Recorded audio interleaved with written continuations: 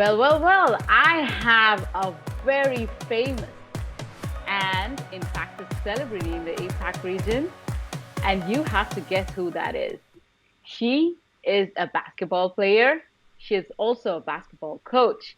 She is an amazing tennis player. Most of all, she is a songwriter and a great singer. Trailhead Live, that's our station. Watch on Trailhead Go, no matter your location. Have you guessed already? She is none other than Megan Peterson. Hey, Megan. Hi, Nitisha. Thanks for having me on Dev Talkies. Amazing. Thank you for being here. I feel like I've got to sing right out of the gates, maybe a basketball song. Hit me with your best shot. Come on, hit me with your best shot. Wow. We can see your basketball skills and your amazing singing skills there. It's amazing to have you here. Thanks a lot again. And Megan, I love gossip. You know what? I heard a lot about your love story with Salesforce, and I want to know all about it from the start till now. Oh, well, I have been told that I may have the longest career history story that there is. So, strap in. Here comes the story. So how did I get hired at Salesforce? I've been at Salesforce 14 years, so maybe that's why my story is so long. Wow, 14 years. Yes. It's a while. Amazing. It's a while. I started when I was 10, of course. So how did I first learn about Salesforce? So I was actually living over in the US, and I was working for a company that was, an engineering company, not a software company. And they had Salesforce, and they came up to me and said, hey, we've got this thing called Salesforce. Should we keep it or should we get something else? And so I started learning Salesforce and helped that company implement Salesforce, worked with a partner. So that's how I kind of got my introductory skills. And then my resume landed in the APAC region for Salesforce because I was going to be moving back to Australia. And so I did all my interviews while I was actually living in America and got the job and came back to Australia and started. And then they sent me straight back to the US for boot camp. So, all the way from US to Australia and Australia back to US. Anyway, I do like going to the US, so that was okay. So when I started, I was in the customer success organization, so CSG, and I was a customer success manager, and I loved that, working with our customers, making them successful with Salesforce. And when I went off and had my first child, about 4 or 5 years into working at Salesforce, I found that it was around the time Chatter came out, and I was going to all the same customers and doing the same presentation over again. And I kind of went, surely there's a smarter way. Why can't I just do this once and they can all listen to me at the same time?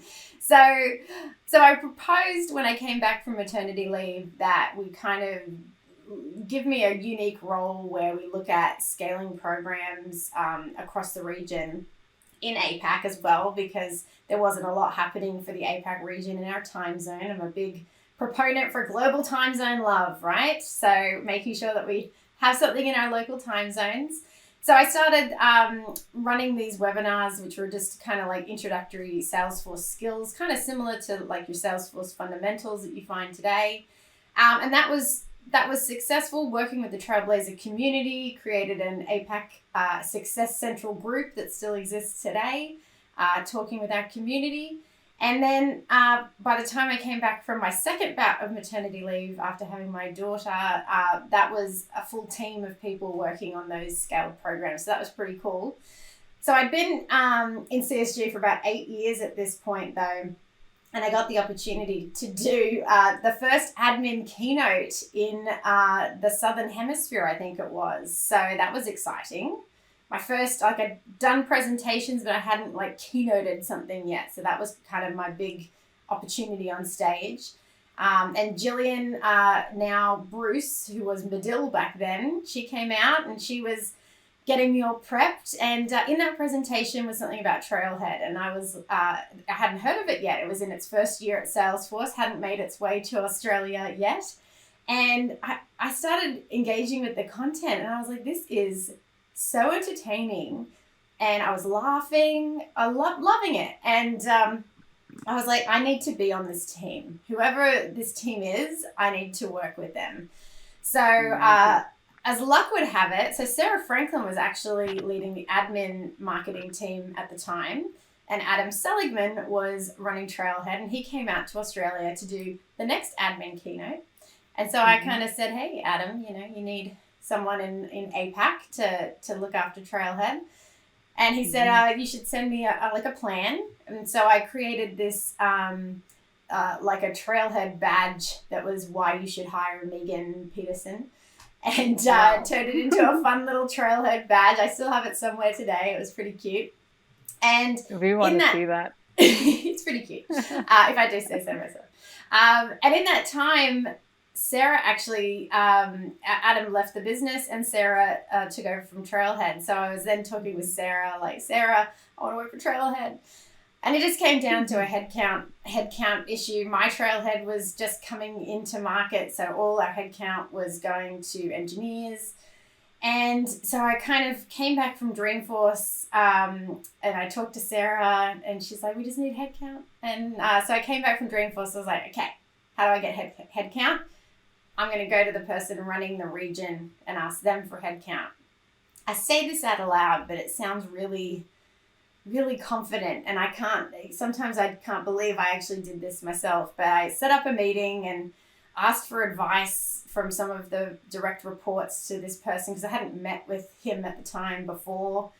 And they were like, from this is great, how can we support you, to, maybe you should look elsewhere, this is a waste of time.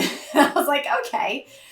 So I had that meeting, and it went really well, possibly a right place, right time. And a few months later, I was able to get my headcount and join the Trailhead team. So that was about 5.5 years ago now.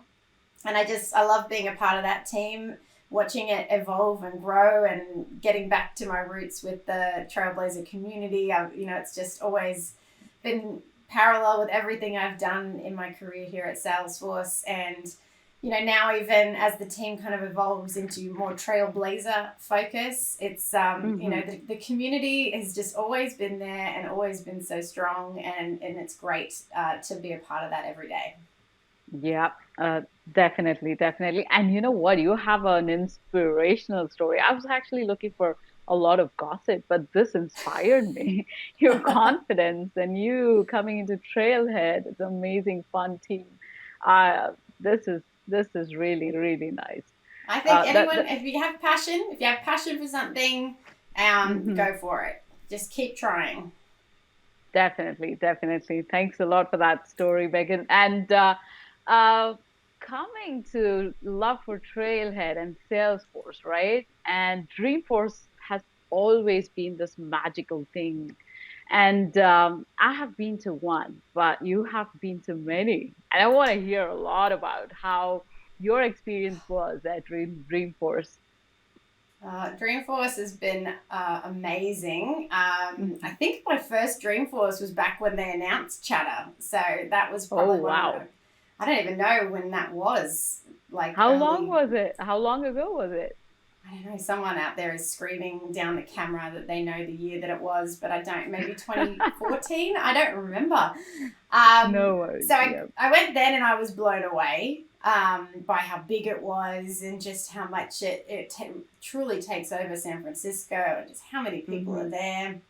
And it's been like that. I think I've been lucky to go to maybe 6 or 7 Dreamforces now. And it never ceases to. It gets bigger and better every year. Just literally shutting down streets in San Francisco. You get really good at having 5-minute conversations with everybody. It's wonderful because I'm big on Twitter, and you meet people face to face, and you're like, oh my gosh, Twitter people, and it's so nice. But then you everywhere, everyone's always going somewhere or on their way to something, so you have 5-minute conversations with everybody. And you definitely need some Dreamforce shoes. These are my special custom those made. Are so cute. Those Dreamforce are shoes. really, really cute. Yeah, so you need some flat, comfy shoes, and they usually need a little bit of swagger to them. But it's just an experience. Like if you can get there once, it's amazing. And I think even, right now we're not allowed to really gather as we usually have. But it's been so amazing to watch how we've adapted and how we're bringing it to everyone digitally on Salesforce Plus. It's such a great experience this year. Feeling like I'm watching Netflix and it's my job, it's work, So, and we still bring the fun and the concerts and make it accessible to everybody. And I think that's the power of Dreamforce, bringing everybody in the Trailblazer community together, whether it's in person or online. Definitely agree with you. Every bit of it for me is magical at Dreamforce, and also, feels like you're walking into a theme park in San Francisco. The It entire does. city is a theme park, though. Oh, and you've got to find good coffee as well. I've got Yeah. my go-to coffee place. That's Aussies. You always see Aussies in the line because we need our flat whites. Oh, nice, amazing. I love coffee too. Thanks for it. Yep, awesome. So that's really nice to know how you feel about Dreamforce, because I feel the same way, and most of us, I think, have that excitement in us when we say Dreamforce, right? But you also have led so many campaigns in the APAC region that are very inspirational, impactful, and useful. So we want to know all about your campaigns and how you're creating this impact. Wow. Yes, I have been so lucky. Like I said earlier, I'm very passionate because I'm in Sydney, Australia, is where I'm based. In terms of, a lot of the teams and programs stem out of headquarters in San Francisco. So I've always been really passionate about how to be, globally minded, and especially about the APAC region, especially. So I got the opportunity actually with COVID to do Trailhead News, which is now new and bigger than ever, and Trailblazer News, if you've seen that latest announcement. And that was, I got to do some content for World Tour right in 2020 at the beginning when this all started. And we thought we'd bring a bit of fun and do it like a news program. And then I was like, well, hey, we're still stuck at home. Why don't I have some fun and try and bring all those messages in a fun video format? And so it was born, and I got to be a news host, and I have so much fun, cracking jokes with my producer Bruce in the background, and bringing all that news to the Trailblazers to help them further their careers and skills and connect with one another. So that's been really, really fun. The other one is an internal program that might not be as well known, which is the Trailblazer Guides. And this is, I go out and I talk to anyone that will listen about being a Trailblazer and using Trailhead and getting onto the community. But it got to a point where I was hopping on a plane like every other day, and I did 4 trips to America in a year, and I was like, oh my goodness, this is a lot of travel, and my kids still want me around at the moment. So I thought, surely we've got a lot of talented people here, there's got to be a better way. So I started this program here at Salesforce called Trailblazer Guides. And it's people that can do what I do, talk about being trailblazers and really help empower the next generation of trailblazers. And there's 160 people around the world. So if anyone is watching this and thinking, gosh, I'd love a session in my community or at my company or with a community group, then let me know. I'd love to connect you with a Trailblazer guide. That's amazing. Wonderful. That's why you're a celebrity. I said it right. Salesforce famous. Let's say Salesforce famous, maybe. Yes, Salesforce famous you are. And you've been with Salesforce since a long, long, long time. I'm wondering how many badges you got, Megan. I have 570 even. Wow. That's amazing. That's I practice what I preach. I love I love Trailhead. So that shows your love. I do. I love it. Awesome. Thank you very much. Thanks a lot for being here with us and sharing your amazing story. It was not only inspirational, it was fun, it was exciting, and you have actually quenched my gossip thirst. Thank you. Thanks a lot, Megan. You're very welcome. Thank you so much for Bye having me. bye.